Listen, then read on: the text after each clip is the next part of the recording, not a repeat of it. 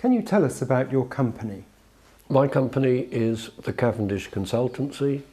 It is a corporate entertainment and corporate event company based in West London.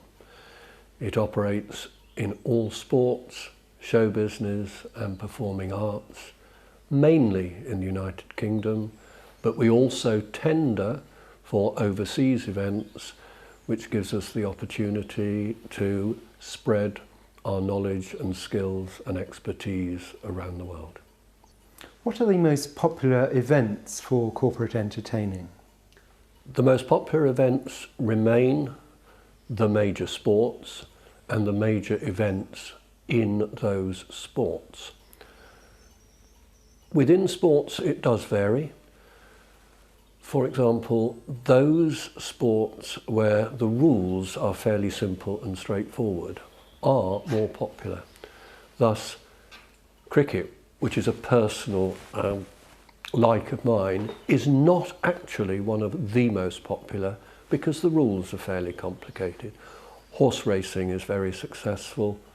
Football, soccer, as it's called in many countries around the world, but football in England is very popular. Motor racing works well.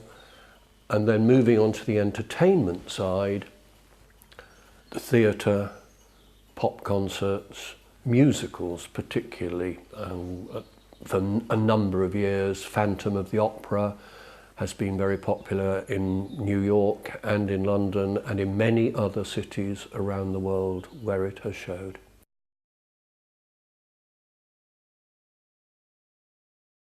Is corporate entertainment changing as the economy changes? Cavendish has been in business 30 years, so we've seen 2, if not 3 recessions. In fact, we're founded in 1981, which was a recession in the UK, and it does change, and it's also changed enormously over those 30 years. The quality of the product that we deliver now is vastly superior. Much better than the product we delivered in 1981.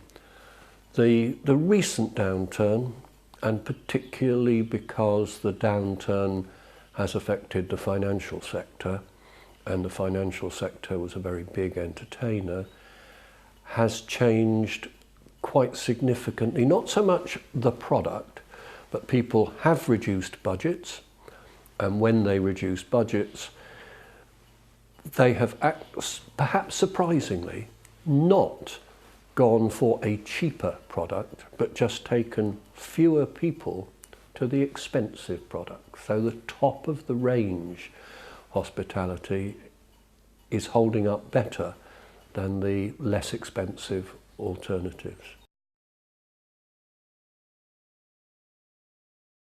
What do you think makes a corporate event successful? First, you have to identify your aim, your purpose in entertaining people at this particular event. That's absolutely key. If you don't know why you're doing it, probably don't do it. Then, having identified why you're doing it, it's all the planning and all the little things. You can have the very best sporting event, the very best pop concert, but if the little things go wrong, that's what people remember. So it's contingency planning, it's having backups. And if it rains, have some umbrellas there. The catering is absolutely vital. People now expect a very high standard of food and drink. And then bear in mind that it is the staff on the day who will meet all the guests. It's not the overall event organiser. I can't meet every guest at every Cavendish event. It's the quality and the training and the briefing of the staff that you employ on the day is absolutely key. And the last thing I would say is always follow up afterwards. And I think that gives the opportunity to cement the relationship. Did you enjoy the day? What else would you like to go to? And those sorts of things. The most extravagant event I ever heard of was in July 1998, when the British Grand Prix, the motor race at Silverstone, was on the same day as the FIFA Soccer World Cup final in Paris. And it was then possible to get a helicopter from central London to Silverstone. Now Silverstone is about 60 miles, 100 kilometres northwest of London.